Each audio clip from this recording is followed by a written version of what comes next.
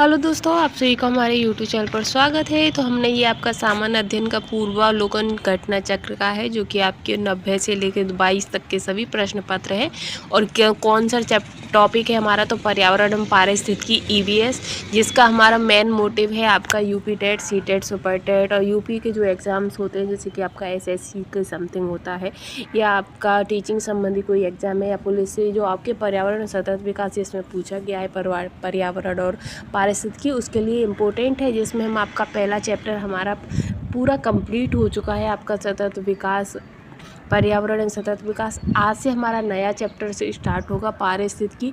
इसके भी हम छोटे छोटे पार्ट में विभाजित करेंगे, जो आपकी ज़्यादा से ज़्यादा 3-4 वीडियोस बनेंगी, छोटी छोटी होंगी और जल्दी हम इसे समाप्त कर लेंगे। तो चलिए हम सीधे चलेंगे आपके पारिस्थितिकी पर चलेंगे। पारिस्थितिकी में हमसे क्या पूछा गया है क्या नहीं, वो पूरा हम देख लेंगे। जो भी हमारे इम्पोर्टेंट क्वेश्चंस होंगे उन्हें हम सॉल्व करेंगे। ठीक है, तो चलिए हम पहुंच गए हैं अपने पारिस्थितिकी पर। तो पारिस्थितिकी से संबंधित जो ये जानकारी है, पहले हम इसको समझेंगे, उसके बाद इससे संबंधित जो इम्पोर्टेंट क्वेश्चंस होंगे उन्हें करेंगे। ठीक है, तो चलिए हम पारिस्थितिकी के बारे में जान लेते हैं। तो ये जो हमारी पारिस्थितिकी है, ये पारिस्थितिकी जीव विज्ञान की एक शाखा है, जिसमें जीव समुदाय तथा उनके वातावरण के मध्य परस्पर संबंधों का अध्ययन किया जाता है। जो जीव तथा उसके बाहरी वातावरण के बीच एक सक्रिय संबंध होता है। कैसा संबंध होता है जीव के और बाहरी वातावरण के बीच में? तो सक्रिय संबंध होता है। कुछ स्रोतों के अनुसार जो पारिस्थितिकी शब्द है, इसका जो प्रयोग है वो सबसे पहले 1865 में रेटर ने किया था। किसने किया था? पारिस्थितिकी शब्द का प्रयोग सबसे पहले 1865 में रेटर के द्वारा किया गया था। लेकिन अर्नेस्ट हैकल ने पारिस्थितिकी शब्द का प्रयोग ओकोलॉजी किया था। ओंकोलॉजी क्या किया था? जो पारिस्थितिकी, जो अर्नेस्ट हैकल थे, उन्होंने पारिस्थितिकी शब्द का जो प्रयोग है वो ओकोलॉजी किया था, जिससे और इसकी जो विस्तृत व्याख्या की है। ओकोलॉजी शब्द जो है वो ग्रीक भाषा के 2 शब्दों से मिलकर बना है, जो कि आपका ओकस, तो ओकोस का जो अर्थ है वो है आपका घर या आवास, और लोगोस का अर्थ होता है अध्ययन। घर या आवास के बारे में अध्ययन करना ही होता है आपका ओकोलॉजिकल, यानी कि पारिस्थितिकी। तो इसके अनुसार जो अर्नेस्ट हैकल थे, उन्होंने कहा कि जीवधारियों के कार्बनिक और अकार्बनिक वातावरण और पारस्परिक संबंधों के अध्ययन को पारिस्थितिकी अथवा पारिस्थितिकी विज्ञान कहा जाता है। और अर्नेस्ट हैकल की ही परिभाषा को सर्वमान्य दिया गया था। क्या किया गया था? सर्वमान्य रखा गया था। ठीक है, इसी के साथ जो है वो आपकी आएगी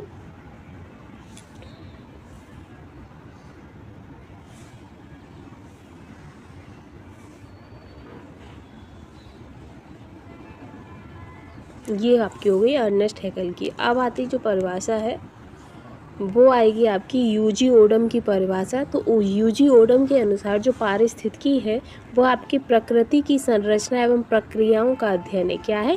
प्रकृति की संरचना एवं प्रक्रियाओं का अध्ययन है। ठीक है, इसी में हम ये देखते हैं जो हमारा पारिस्थितिकी में क्या क्या है। तो आपकी पारिस्थितिकी में क्या शामिल होता है? अपनी जलवायु, वनस्पति, जंतु और मिट्टी, ये सब मिलकर आपका क्या बनाते हैं? तो पारिस्थितिकी बनाते हैं। ठीक है, ये आपकी रूपरेखा थी। अब इसी में आगे हम और देख लेंगे थोड़ी सी जानकारी कि वर्तमान समय में पारिस्थितिकी को व्यापक आयाम प्रदान कर दिया गया है। अब पारिस्थितिकी के अंतर्गत जंतु, वनस्पति, जलवायु नहीं, बल्कि मानव और समाज और उसके भौतिक जो पर्यावरण है, उनकी सभी क्रियाविधियों का अध्ययन किया जाता है। किसके अंतर्गत? पारिस्थितिकी के अंतर्गत। तो अगर पारिस्थितिकी की जो मूल परिभाषा किसने दी थी? तो एजी टांसले ने दी थी। किसने? एजी टांसले ने। आपके पारिस्थितिकी तंत्र, जो पारिस्थितिकी तंत्र की संकल्पना किसने की है? तो एजी टांसले ने की है। और खाली अगर पारिस्थितिकी की बात की जाए तो वो आपकी अर्नेस्ट हैकल है। ठीक है, फिर है कि एजी टांसले के अनुसार पारिस्थितिकी तंत्र में भौतिक तंत्रों का एक विशेष प्रकार होता है, जिसकी रचना जैविक, अजैविक घटकों से होती है। इनके अनुसार जो पारिस्थितिकी है वो एक खुला तंत्र है। पारिस्थितिकी कैसा है? एक खुला तंत्र है, और ये आकार में भिन्न भिन्न होते हैं। पारिस्थितिकी तंत्र में आकार के अनुसार परिवर्तन होता रहता है, और जो पारिस्थितिकी तंत्र है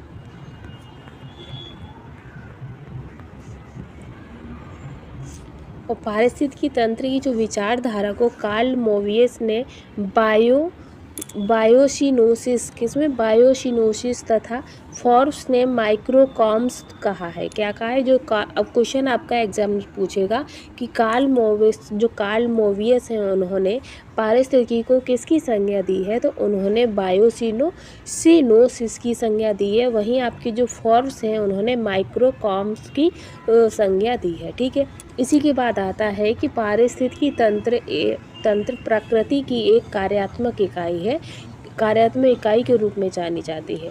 एक पारिस्थितिकी तंत्र जलाशय की एक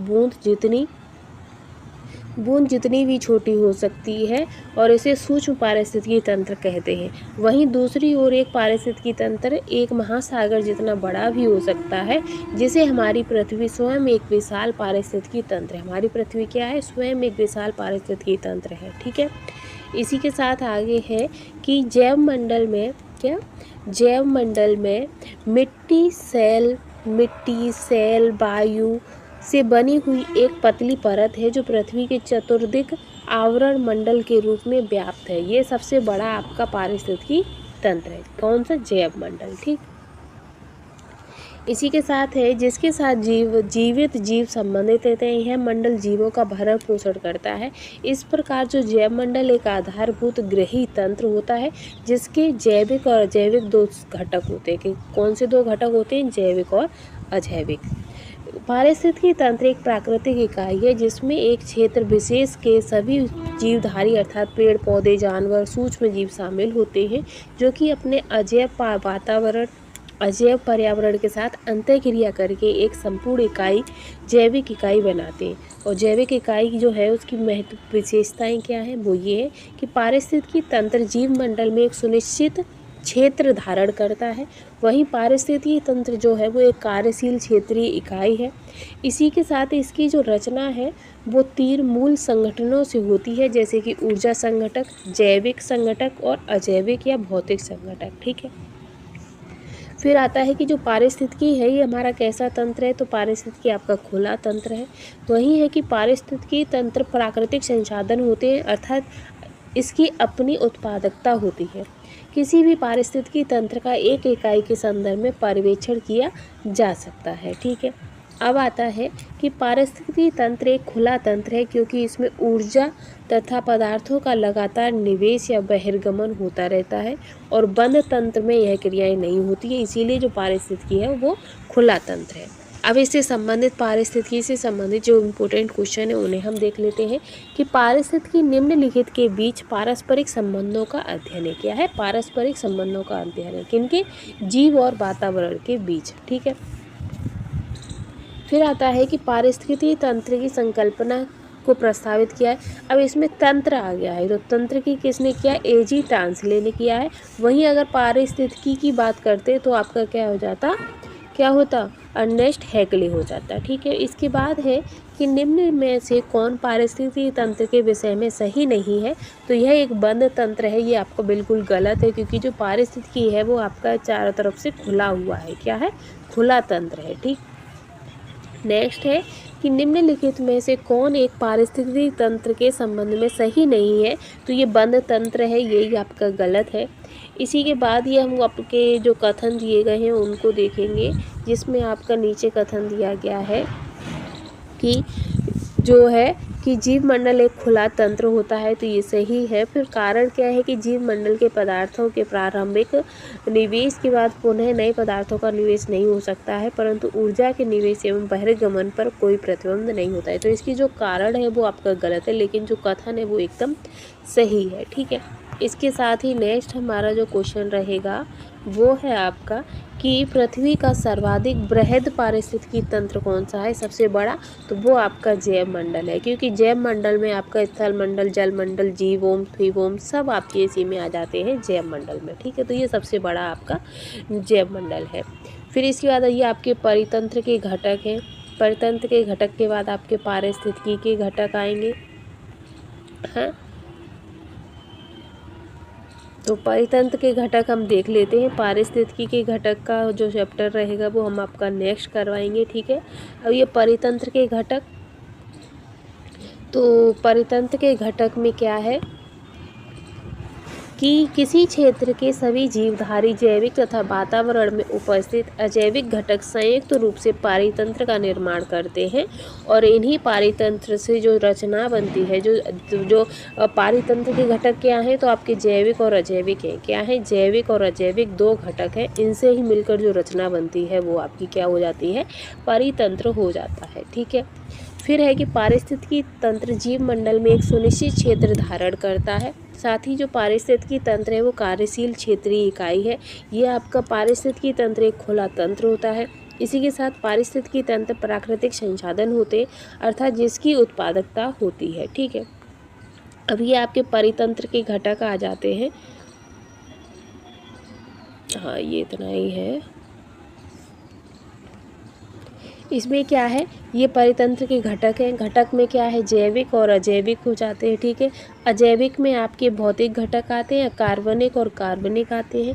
जैविक में आपके ये आ जाते हैं उत्पादक, उपभोक्ता और अपघटक।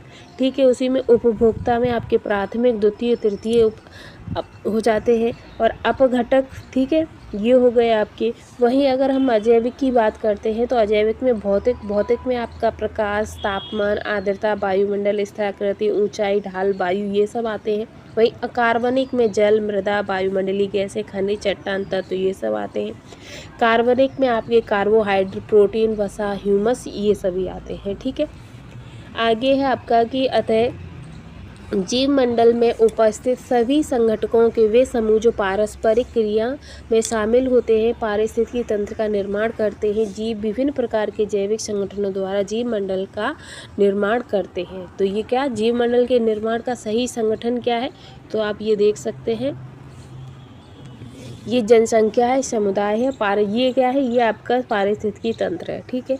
और ये कहाँ पर? तो ये भूदृश्य में है और जिसमें आपके समुदाय भी आता है, जनसंख्याएं भी आती है। ठीक है। ये क्या है? ये आपका तंत्र हो जाता है जैव मंडल का।